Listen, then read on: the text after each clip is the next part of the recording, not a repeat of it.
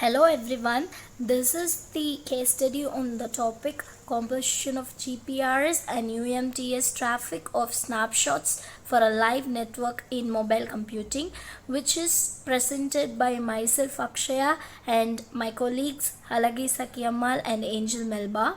And these are the topics we introduced in this case study.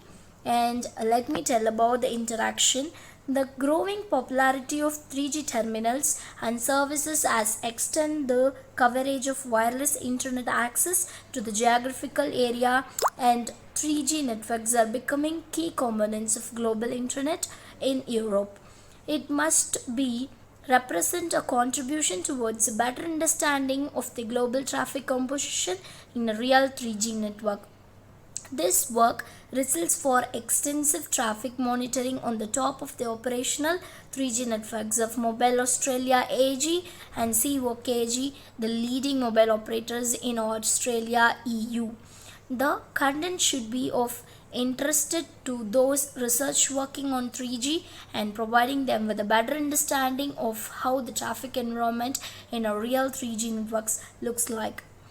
Let me tell about the literature survey of radio access for third generation mobile communication of third edition, which is introduced in 2014. It provides the essential design techniques for the radio systems that operates its frequency of 3 MHz to 100 GSZ and which will be employed in the telecommunication services.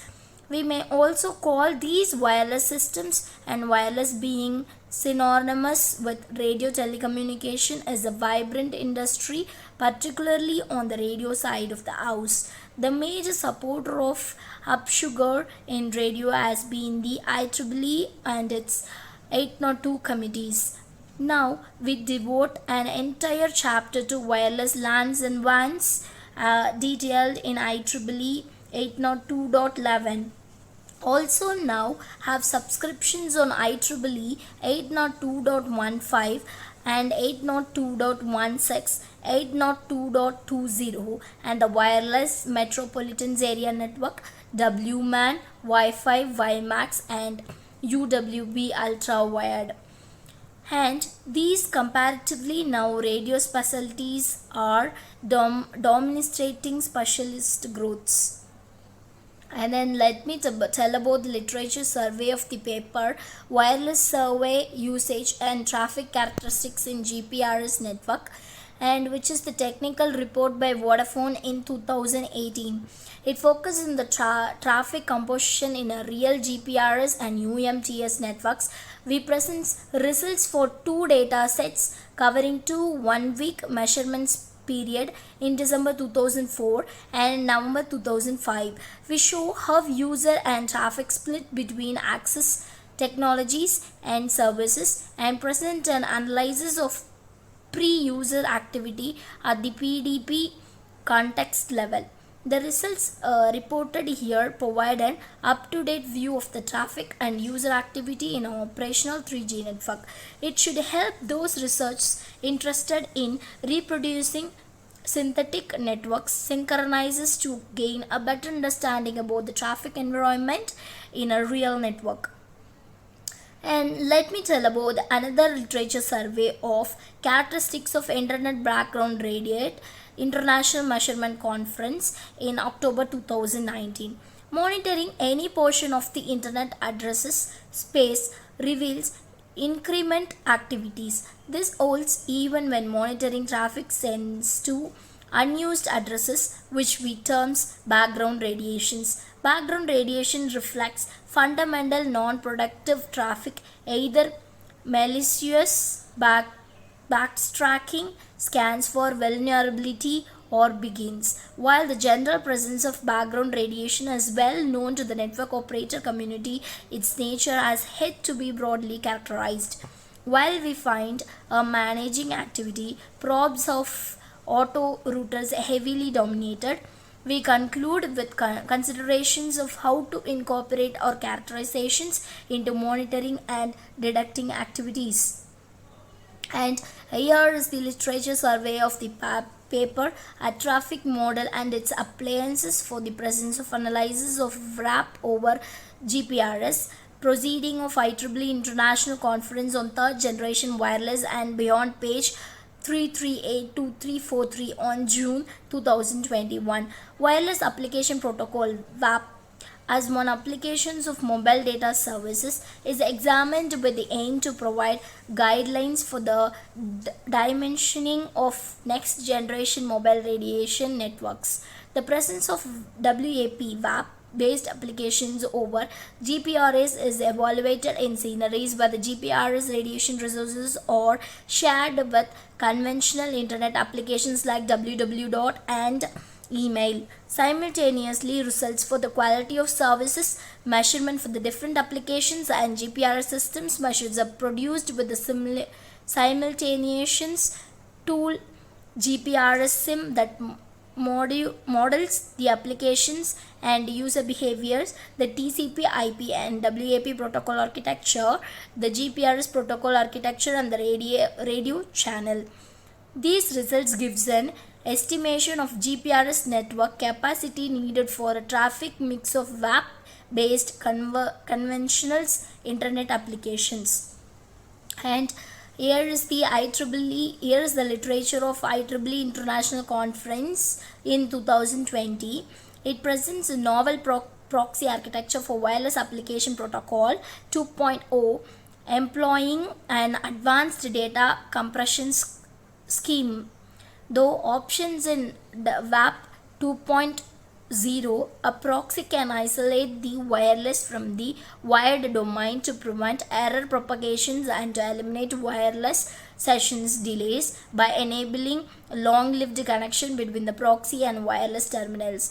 The proposed data compression schemes combines content comparisons together with ROHC, which minimize the air interface traffic data, thus significantly reduce the wireless access time. And here is the problem solution. The development of the large scale passive monitoring systems, including a parser for the whole protocol stack of 3G core network and its deployment in the operational network of Mobile Australia AU and COKG were accomplished. Packets are captured with the DAG cards and recorded with GPS synchronized timestamps. For privacy requirement, the frames are completely anonymized on the fly before being stored on the hard disk. All subscribers related fields at any layer of 3GPP protocol stack are hashed with the secret non-verbulent functions, while the user payloads at the application layer is stripped of traffic module. The monitoring systems covers both the users and the control panels, other interfaces, online stateful module traffics, the current TIMS.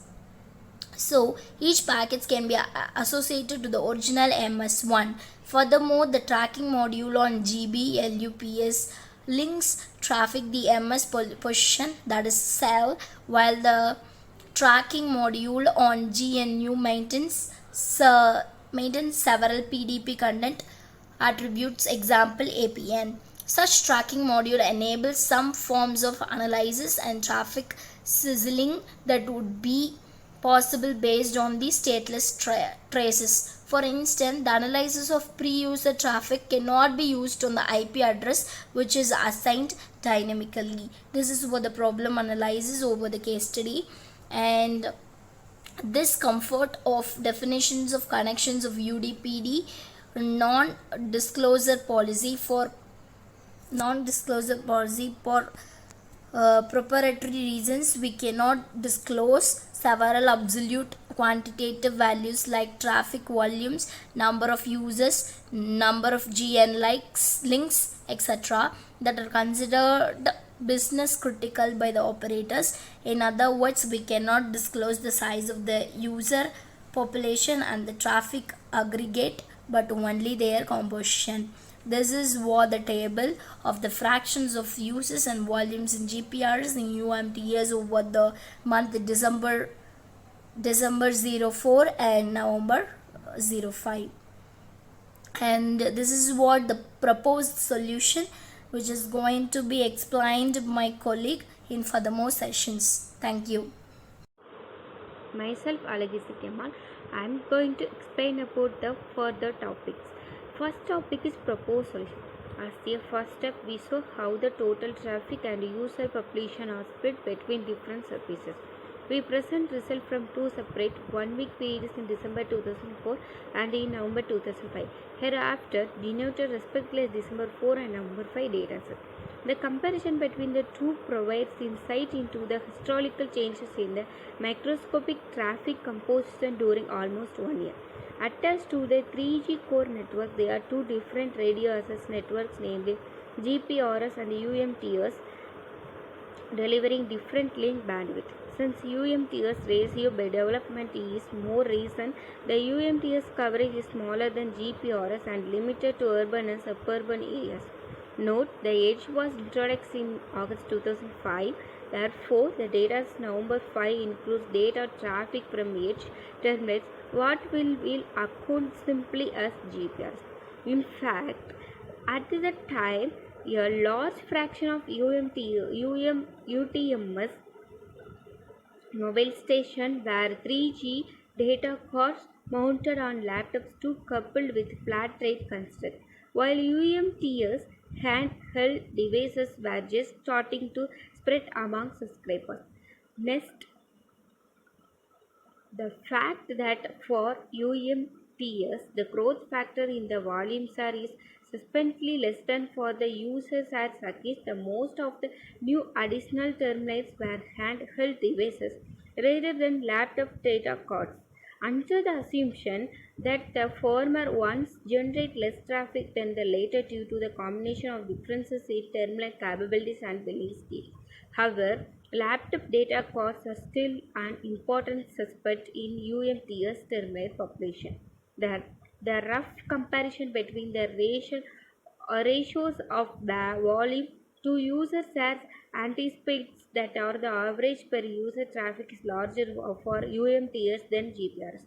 This is the graph for volume per user, and B, this is the graph for fraction of volume completed by fraction of the top user.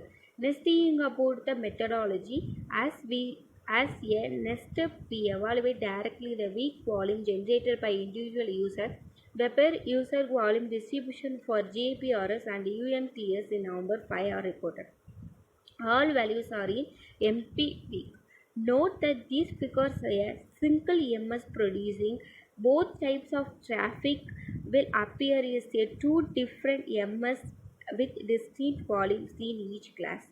It can be seen that the median in around 5.4 MP week for UMTS and only 43 KP week for GPRS. The distribution spans around 5 orders of magnitude, denoting a large disparity in user behavior. This can be seen well from where we polled the fraction of top 1% user traffic in polled the option that the top 1% of UMTS user generated around 14% of total traffic, while the top 1% of GPRS user generated 52% of the total traffic.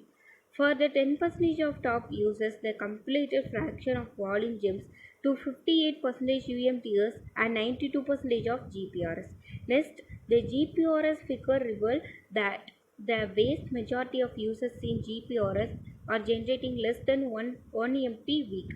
At the other extreme of the range are the heavy users who transfer massive volumes of traffic. This gives the possibility to clarify the user into a small set of classes so as to distinguish heavy and intermediate users.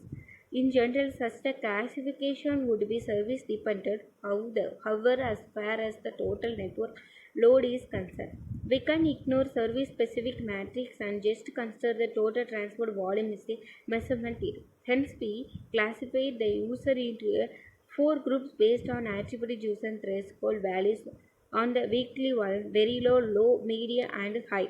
The same boundary values for UMTS and GPRS.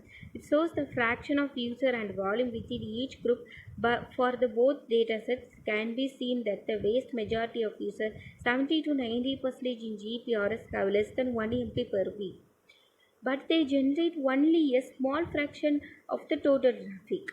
Note, the lowest group generated eligible amount of traffic despite of the user are found here. That these are users that had a single or very few section or perhaps activated a previous PDP context. Next is the table column of GPRS and UPTs grouping per transfer values is fraction of total. Next is the pictorial representation of GPRS December 4 and pictorial representation of GPRS November 5. Next is the pictorial representation of UMTS December 4 and UMTS November 5.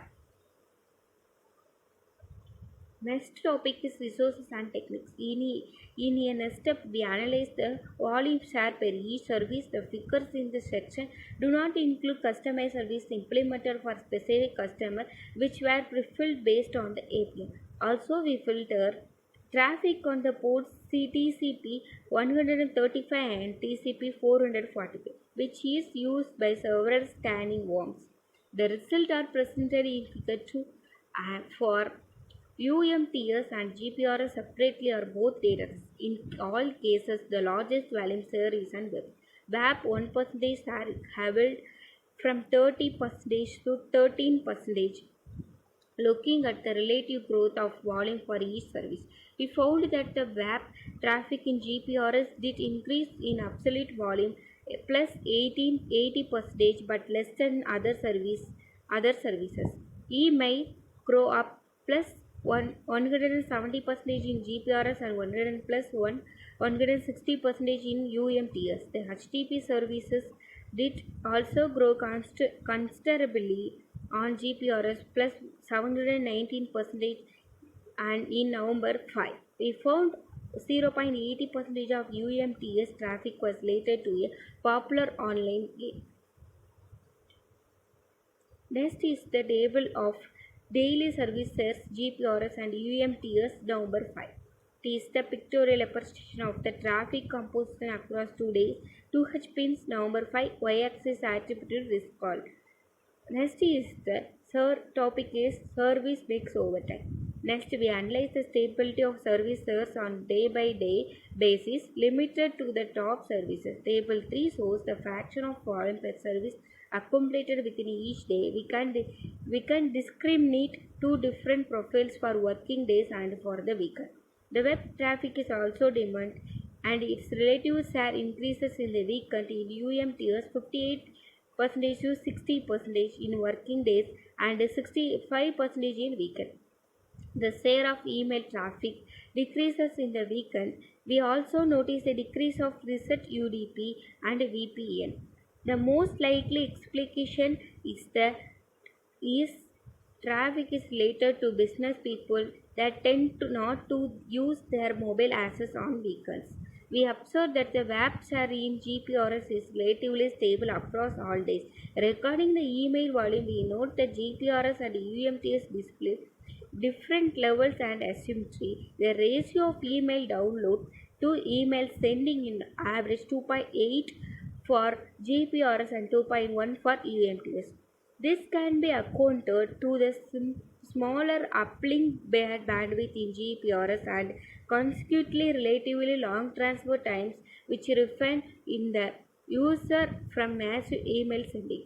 Network engineers typically refer to the busy hour dimension their networks. To answer the question if the weekly traffic share can be also used to adjust traffic share. Next for the topic is explained to Angel Melba. Myself Angel Melba and I am going to explain about the further topics. Grouping per service. We now grouped the users according to the services they used. Following we define this in three groups: WAP only, WAP and email and internet services. The first group represents the vast majority in GPRS who users only use the mobile phone to browse WAP pages, download ringtones, send MMS via WAP and so on. This group accounted for 0.1% of the UMTS users in December 4, but in November 5 they raised to 1/4 of the total UMTS population. This is consistent with the fact that in December 4, most users active on UMTS were laptop data card users. The second group is browsing web, transferring emails, but does not have web traffic. In the last group, there is no web traffic and mainly web volumes. This group grew in GPRS, bearing the whole web traffic. Note that the GPRS numbers for December 4 are consistent with the result presented in for different provider. And the next one is filtering spurious connections. During the explorative analysis, a large number of packets were directed the ports TCP 135 and TCP 445, mainly TCP SYN in the uplink direction. This is due to some self-propagating worms attached to some infected 3G terminals. Here is important that such traffic does not express user preference, and therefore we filtered it out before the analysis. The fraction of filtered packets was 3.4% in TCP and 2.1% in UDP in December 4. And the next one is the solution per user activity. For each PDP context J generated by MSI, we extracted the total volume VJI and the duration DJI. For each MSI, we considered the following attributes: total number of NI of PDP context, total transferred volume SI equal to PNI, J is equal to 1, and total on time TI is equal to PNI, J is equal to 1 DJI. These are the figures of such solution user per data area. The next one is distribution of PDP context duration. Based on the high dispersion of NI revealed, we know that the simple PDF of DJI would be biased by those few users with very high number of PDP context.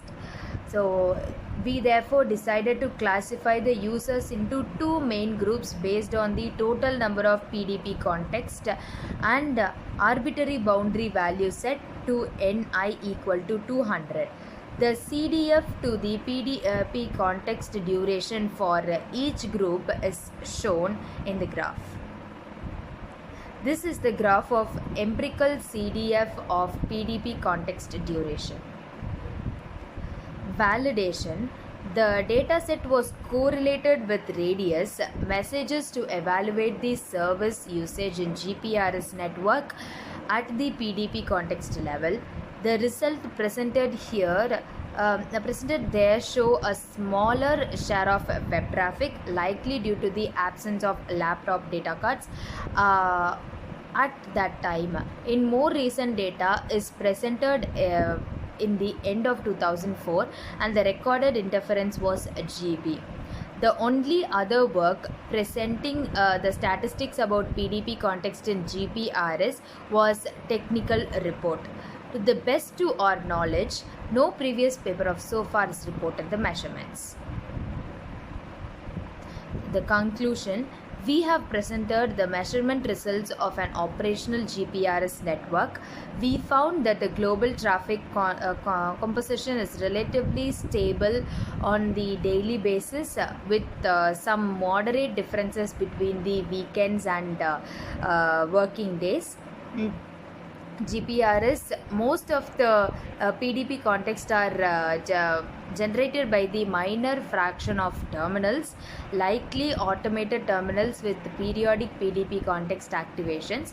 These aspects should be carefully considered when trying to reproduce the synthetically networked wide environment. In this work, we have moved the first step of the classification of separation user groups based on the degree of activation and of the accessed services. In the continuation of this work, we will try to zoom in the user behavior of some specific classes of users. So these are the references we have took for our case study. Thank you.